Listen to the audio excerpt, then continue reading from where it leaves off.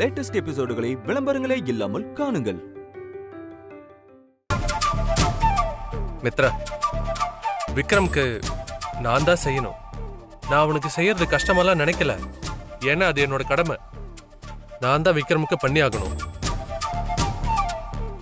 ஆனா இதெல்லாம் மைண்ட்ல வச்சுக்கோங்க மித்ரா. இனியும் விக்ரம் வினய் கூட அட்டாச் ஆன மாதிரி வேற யார் கூடயும் க்ளோஸா அட்டாச் ஆக விட்டுறாதீங்க. நீங்க நான் நம்ம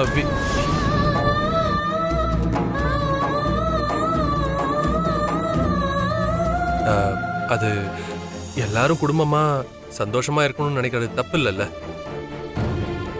என்ன இருந்தாலும் 1000 பேர் இருந்தாலும் கடைசியில் நம்மளுக்கு நாம தான் மித்ரா. என்ன மித்ரா, நான் சொல்றது புரியுது இல்ல? புரியுது சார். ஓகே ஓகே, எப்படியோ வினய் போயிட்டாரு. இனி அவர் திரும்ப வரப்போறதும் கிடையாது. ஸோ ஐ மீன் விக்ரம்க்கு இனி எந்த ஒரு ப்ராப்ளமும் இங்கே வரப்போறது இல்லை. இன்னும் ஒரு 2-3 நாள் தான் மித்ரா. அதுக்கப்புறம் சரியாயிரும், பார்த்துக்கலாம். சரி மித்ரா, நான் மெடிக்கல் ஷாப் போய் டாக்டர் சொன்ன மெடிசன்லாம் வாங்கிட்டு வந்துடுறேன்.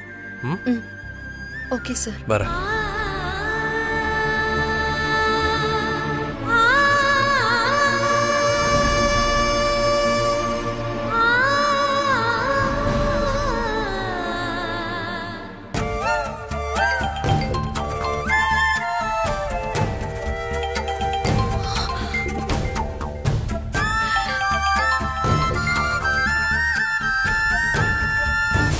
ஹலோ மித்ரா, நான் அருண் பேசுறேம்மா. தெரியுது, சொல்லுங்க. விக்ரம்க்கு எப்படிமா இருக்கு? டாக்டர் என்ன சொன்னாங்க? அவன் ஹார்ட்ல பிளட் சர்க்குலேஷன் அப்செட் ஆயிடுச்சான். என்னம்மா சொல்ற? எப்படி சின்ன குழந்தை எப்படி அவனுக்கு எப்படி ஆச்சு? ஆமா, எல்லாத்துக்கும் வினய் இங்க இருந்து போனதுதான் காரணம். அவங்க விக்ரம் கூட ரொம்ப அட்டாச் ஆயிட்டு திடீர்னு போனத விக்ரமால தாங்கிக்க முடியல. அதனாலதான் இப்படி. மித்ரா, அப்ப நான் ஒண்ணு பண்றேன். உடனே வினய்க்கு ஃபோன் பண்ணி அவனை இங்க வர சொல்றேன், சரியா? ஏன்னா குழந்தைக்கு வினயை பார்க்காதனால தான் இப்படி இருக்குன்னா வினய் இங்க வந்தா எல்லாம் சரியாருமா. இல்ல வேண்டாம். அது இல்லம்மா, நான் சொல்றதை கேளு. ஏதாவது ஆயிரப்போகுது குழந்தைக்கு. வினய் வந்தா எல்லாமே சரியாயிருமா, அதனால தான் சொல்றேன். அவரு போனதாவே இருக்கட்டும் மித்ரா. இப்போ விக்ரம் ஓகே தான். இன்னும் 2 நாள்ல நார்மல் ஆயிடுவான். அதுக்கப்புறம் அவனே சரியாயிடுவான், விடுங்க. இல்லம்மா, நான் என்ன சொல்றேன்னா அது வந்து இல்ல வேண்டாம், போதும். முடிஞ்சது முடிஞ்சதாவே இருக்கட்டும். முடிஞ்சா நீங்களும் அவர் கூட கிளம்பி போயிடுங்க. அப்பதான் நாங்க 2 பேரும் சந்தோஷமா இருக்க முடியும். மித்ரா மித்ரா, நான்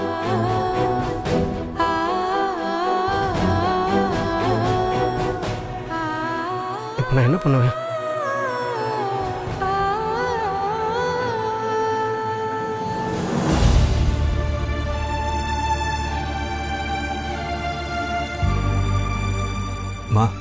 நான் வேணா மித்ரா கிட்ட ஒரு தடவை ஃபோன் பண்ணி கேட்கட்டுமா? உனக்கு அதுதான் சந்தோஷம்னா நீ கேட்டுக்கோ.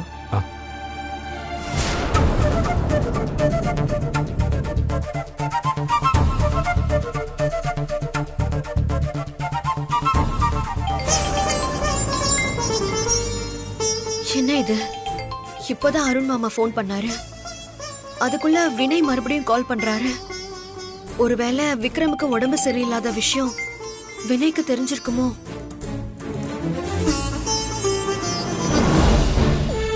ஹலோ மித்ரா, அங்க எல்லாரும் எப்படி இருக்கீங்க? அப்படின்னா இவருக்கு தெரியல. மித்ரா, எல்லாரும் நல்லா இருக்கோம் வினய்.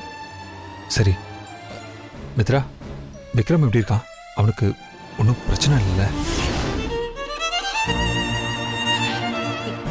இல்லையே, அவன் நல்லாதான் இருக்கான். அவனுக்கு என்ன? இல்ல மித்ரா, எனக்கு என்னமோ விக்ரம்க்கு உடம்பு சரியில்லாத மாதிரி ஃபீல் ஆயிட்டே இருக்கு. இப்ப கூட விக்ரம் வினய் அங்கிள் என்னை காப்பாத்துங்க, வினய் அங்கிள் என்னை காப்பாத்துங்கன்னு கனவுல வந்து கூப்பிடுற மாதிரி இருந்துச்சு.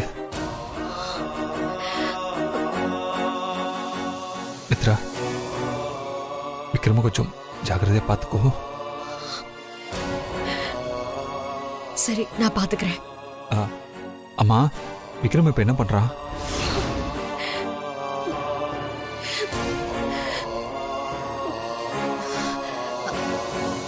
அது அவன் ஸ்கூலுக்கு போயிருக்கான். சரி மித்ரா, கொஞ்சம் பத்திரமா பார்த்துக்கோ. நான் வைக்கிறேன்.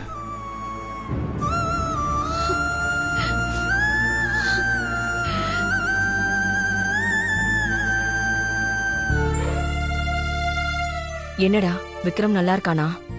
அப்படிதாம்மா மித்ரா சொல்றா. அதான் பக்கத்துல இருந்து பாத்துக்கிறேன்னு சொல்றாள்ல. அப்புறம் என்னடா, விடு, நீ உன் வேலையை பாரு.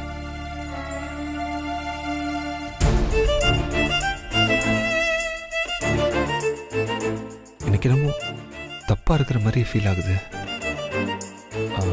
மாம்ச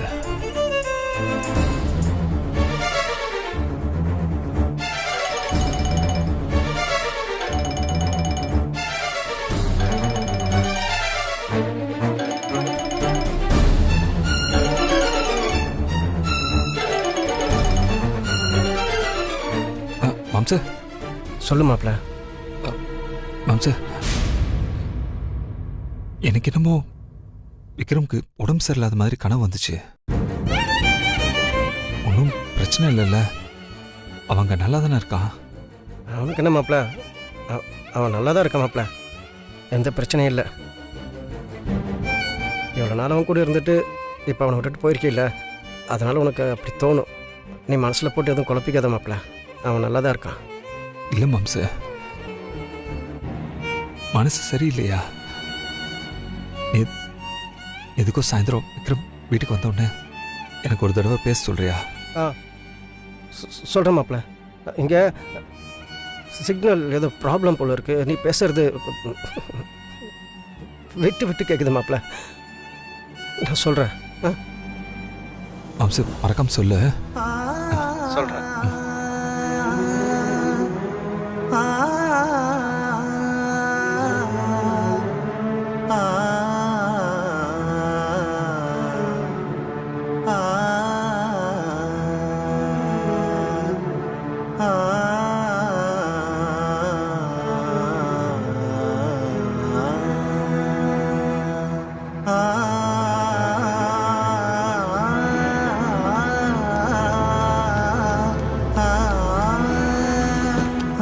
விக்ரம், கண்ணா எப்படியா இருக்க? உடம்பு நல்லா ஆயிடுச்சா? ஐயோ, என்னடா கண்ணா? ஐயோ, அதுக்குள்ளே எப்படி அழைச்சிட்ட? இப்போ இப்போ இப்போ நல்லா இருக்கீல்ல? எந்த பிரச்சனையும் இல்லை. நான் நல்லா தான் இருக்கேன். எனக்கு ஒன்றும் ஆகலை, நீங்கள் கவலைப்படாதீங்க. ஒன்றும் இல்லை. உன்னை ஆஸ்பத்திரி தூக்கிட்டு போனதுமே எனக்கு ஆண்டவா. விக்ரம், உனக்கு நல்லா ஆயிடுச்சுல்ல? அது போதும் எனக்கு. மித்ரா, விக்ரம் கூட்டிட்டு உள்ள வாங்க. உள்ள போய் பேசிக்கலாம்.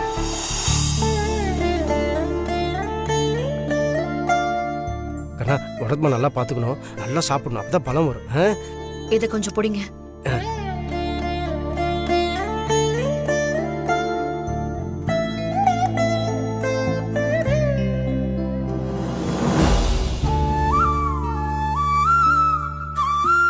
என்னம்மா இங்க நின்னுட்டு இருக்கீங்க?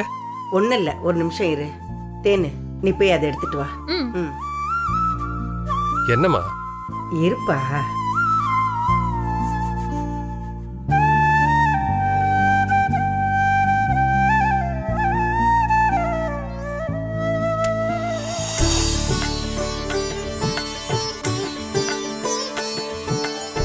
எதுக்குமா இதெல்லாம்? ஒரு நிமிஷம் இருப்பா.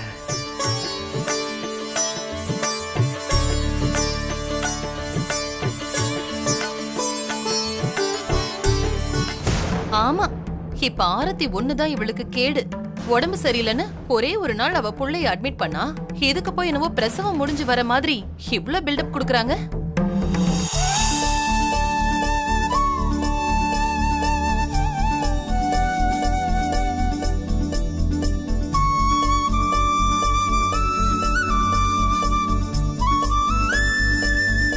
சரி, வாங்க உள்ள போலாம். வாங்க. வா. அருண் சார் இங்க வாங்க. செக்யூரிட்டி சொல்லுங்கள் சார். உங்ககிட்ட கொஞ்சம் பேசணும். சொல்லுங்கள் சார். அருண், நீங்க இங்க என்ன வேலை செய்றீங்க? சார் இது என்ன சார் கேள்வி? பதில். கேள்வி கேட்காம கேட்ட கேள்விக்கு மட்டும் பதில் சொல்லுங்க. நீங்க இங்க என்ன வேலை பாக்குறீங்க? செக்யூரிட்டியாக வேலை பார்க்குறேன் சார். செக்யூரிட்டி வேலை தானே பாக்குறீங்க? அது எப்பவுமே உங்க ஞாபகத்துல இருக்கட்டும். அதை விட்டுட்டு இந்த வீட்டில் ஒருத்தர் மாதிரி எல்லார்கிட்டையும் ரொம்ப க்ளோஸ் எல்லாம் பழகக்கூடாது. இதே மாதிரி தான் இந்த டிரைவர் வினய் தான் பார்த்துட்டு இருந்த வேலையை விட்டுட்டு விக்ரம் கிட்ட ரொம்ப க்ளோஸா பழகினதுனால தான் அவனுக்கு இந்த பிரச்சனை. விக்ரம் கூட பழகினதை நான் தப்புன்னு சொல்லல, ஆனா அதுக்கு ஒரு லிமிட் இருக்கு. அந்த லிமிட்டை தாண்டி பழகினதுனால தான் வினய் வேலையை விட்டு நின்னதும் விக்ரம்க்கு இப்படி உடம்பு சரியில்லாம போச்சு. பாவம் சின்ன பையன், அவன் என்ன பண்ணுவான்? அதனால தான் சொல்றேன், இனிமே நீங்க அட்வான்டேஜ் எடுத்துக்காம ஒழுங்கா உங்க வேலையை மட்டும் பாருங்க. சார் சின்ன குழந்தை திடீர்னு ஆஸ்பத்திரிக்கு தூக்கிட்டு போனதுமே என்ன? நீங்க மட்டும் இல்ல, இந்த வீட்டில் ஒர்க் பண்ற எல்லாருமே இனிமே இப்படிதான் இருக்கணும்னு சொல்லிடுங்க. சரி சார். கேப்பங்க. கேப்பு அங்கே கேட்டே இருக்கு சார். போய் போடுங்க முதல்ல. சரி சார். ஹலோ, ஃபைலை கொடுங்க. இந்தாங்க சார்.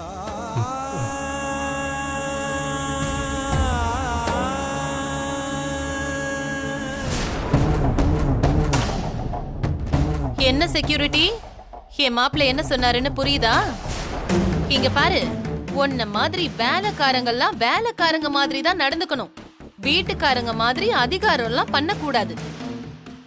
இத பாரு, இது உனக்கு மட்டும் இல்ல, அந்த வேலைக்காரி மித்ராவுக்கும் சேர்த்து தான் நான் சொல்றேன். போ, போய் அவகிட்ட சொல்லிடு. மேடம், செக்யூரிட்டி வேலை கேட்டில் நிற்கிறது தான். மித்ரா கிட்ட சொல்கிறதெல்லாம் என் வேலை இல்லை மேடம். உங்களுக்கு சொல்லணும், நீங்களே போய் சொல்லிக்கோங்க.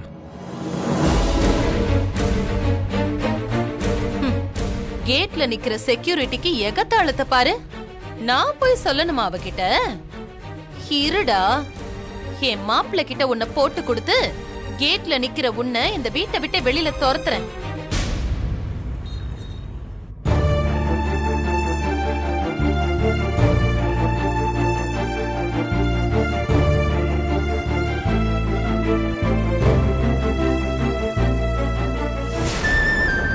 வினய், காஃபி எடுத்துக்க.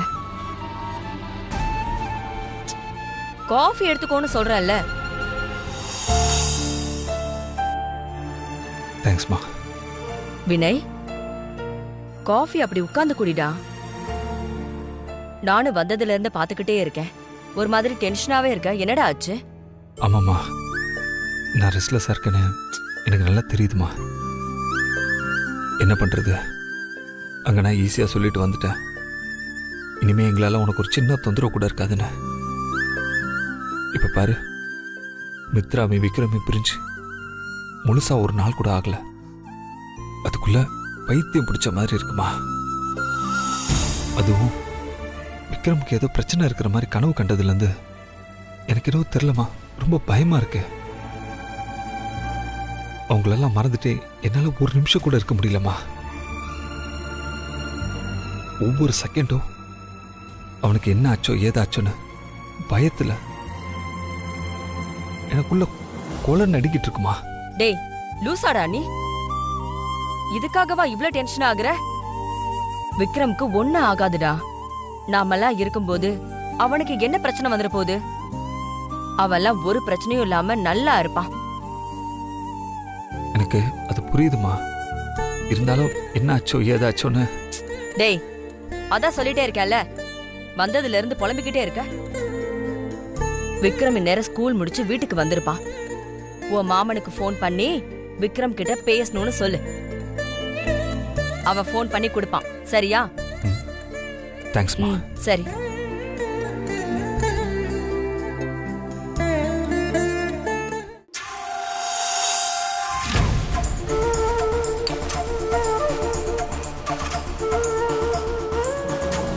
என்னாச்சு இன்னைக்கு? மிச்சர் மாமா காரமாக பேசுகிறாரு. மிச்சரில் காரம் ஜாஸ்தி போட்டிருப்பாங்களோ? இந்த புண்ணாக்கு மூட்டை வேற எப்படா எலி பொறிக்குள்ளே வந்து மாட்டும், வலைக்குள்ளே வடையை வச்சுட்டு காத்துட்ருக்குற மாதிரி நம்மளை எலியை நினச்சி பொறி வச்சு நம்மளை பிடிக்க காத்துட்ருக்கா. நாமளும் அதுக்கேற்ற மாதிரி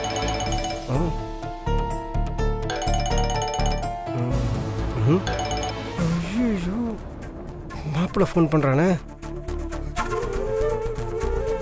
இந்த மிச்சர் மாமா வேறு, ஐயோ காரமான மிச்சரை சாப்பிட்ட மாதிரி நம்மக்கிட்ட காரமாக பேசிட்டு போகிறாரு.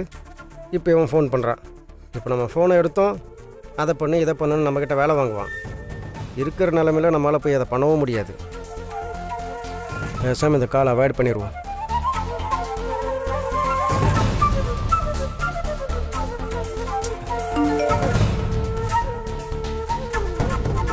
I am busy, I'll call you later. யோ மாம்சு, நீ எங்க என்ன பண்ணிட்டு இருப்பேன்னு எனக்கு தெரியாதா? நீ பிக்கப் பண்ற வரைக்கும் நான் உனக்கு கால் பண்ணிட்டு தான் இருப்பேன்.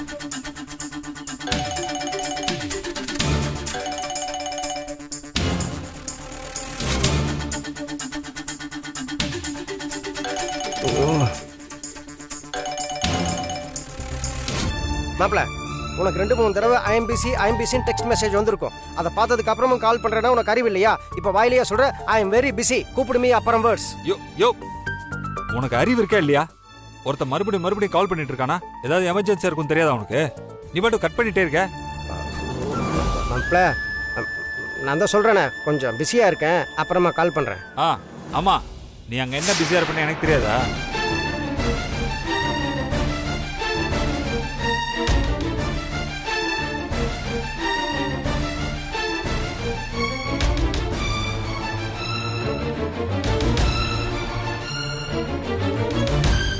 மாப்பிள்ள ஒரு நிமிஷம், இதை பாரு. இவ்வளோ லென்த்தாக திட்டினா உனக்கும் வாய் வலிக்கும். இவ்வளோ லென்த்தாக நீ திட்டுறதை நான் கேட்கறதால எனக்கு காது வலிக்குது. அதனால கொஞ்சம் கேப் விடு. என்ன, அந்த கேப்பில் நான் சொல்ல வேண்டியதை சொல்லிடுறேன். சொல்லு. ஞாபகம் வந்துருச்சு. இப்போதான் மித்ராவும் விக்ரமும் வெளியில் போய் திங்ஸ் எல்லாம் வாங்கிட்டு வீட்டுக்குள்ளே போயிருக்காங்க. நானும் திங்ஸ் எல்லாம் கார்லேருந்து எடுத்து வீட்டுக்குள்ளே கொண்டு போய் வச்சுட்டு இப்போ தான் வெளியில் வர்றேன். அந்த கேப்பில் தான் நீ கூப்பிட்ட, அதான் பிஸின்னு சொன்னேன். என்ன புரியுதா? சரி, விக்ரம் வீட்டுக்கு வந்துட்டானா? வந்துட்டான். அப்போ அவன்கிட்ட போய் ஃபோன் கொடு. இதுக்கு தான் நான் ஃபோனே அட்டன் பண்ணல. யோ, நான் சொல்றது கேட்குதா இல்லையா உனக்கு? குடுன்னு சொல்கிறேன்ல.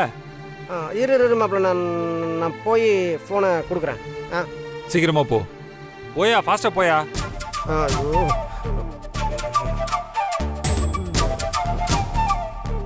மிச்சர் மாமா வேற விக்ரம் கூட பேசக்கூடாதுன்னு சொல்லியிருக்கான். இப்போ பார்த்தா நம்மளை கழுவி ஊற்றிடுவான். அந்த மேலே பாரத்தை போட்டுட்டு போகிறான். Save me God.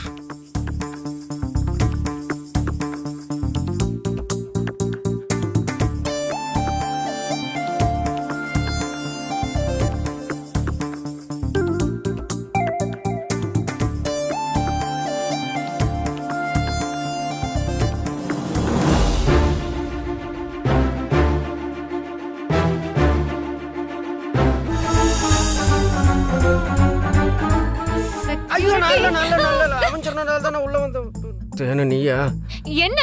ஏன் இப்படி திருட மாதிரி பதுங்கி வரீங்க? எங்க போறீங்க? தேன்மொழி, உங்களை தான் கேக்குறேன். அது இங்க வா.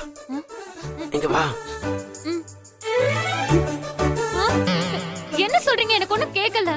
யாருக்கும் கேட்க கூடாது இல்ல, அதனால தான் சைலண்டா சொன்னேன். அதுக்கு எனக்குமா கேட்க கூடாது? என்ன விஷயம் சொல்லுங்க. அது வினய் ஃபோன் பண்ணிருக்கான். விக்ரம் கூட பேசணுமாமா, அத போனை கொண்டு போய் கொடுக்க போறேன். சூப்பர்மேன் தானே? இத முதல்ல சொல்லிருக்க வேண்டியதானே? கொடுங்க, நானே கொண்டு போய் கொடுக்கறேன். விக்ரம் ஆஸ்பத்திரி கூட்டிட்டு போனது வினய்க்கு தெரியாது. அவங்கிட்ட இந்த விஷயத்த சொல்ல வேணாம். ஏன் தெரியாம பண்ண சொல்றீங்க? அது வினய்க்கு விக்ரம்னா பாசம் ஜாஸ்தி. சொன்னா அவன் மனசு கஷ்டப்படும்ல, அதான். சரி, நான் பாத்துக்கிறேன். கொடுங்க. இந்த போங்க. சொல்ல வேணாம். Thank you. Hello superman, how are you? I am ஃபைன்ங்க. நீங்களா எப்படி இருக்கீங்க? எங்களெல்லாம் மறந்துட்டீங்க போல. ஐயோ, உங்களை போய் மறப்பேன் தேன்மொழி. எனக்கு கொஞ்சம் பர்சனல் ஒர்க் இருந்துச்சு, அதான் உங்ககிட்ட என்னால பேச முடியல. வேலையெல்லாம் முடிச்சுட்டு சீக்கிரமே உங்க எல்லாரையும் வந்து பாக்குறேன். சீக்கிரமா வாங்க. நீங்க இல்லாம எங்களுக்கெல்லாம் ஒரே போரிங்கா இருக்கு.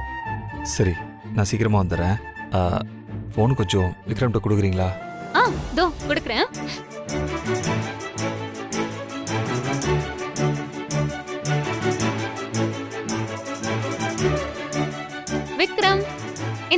போனுக்கு தான் கால். வினய் அங்கிள் பேசுறாரு.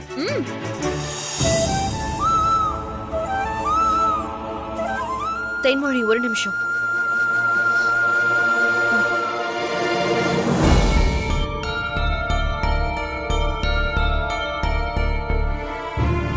விக்ரம், உனக்கு உடம்பு சரியில்லைன்னு ஹாஸ்பிட்டலுக்கு போன விஷயத்தெல்லாம் அங்கிள் கிட்ட சொல்லிடாத. சரியா? தெரிஞ்சதுன்னா அவரு ரொம்ப வருத்தப்படுவாரு.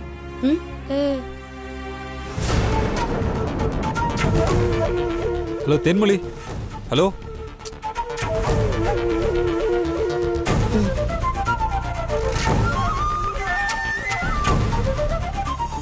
Hi uncle. ஹாய் விக்ரம், எப்படி இருக்க? I am good uncle.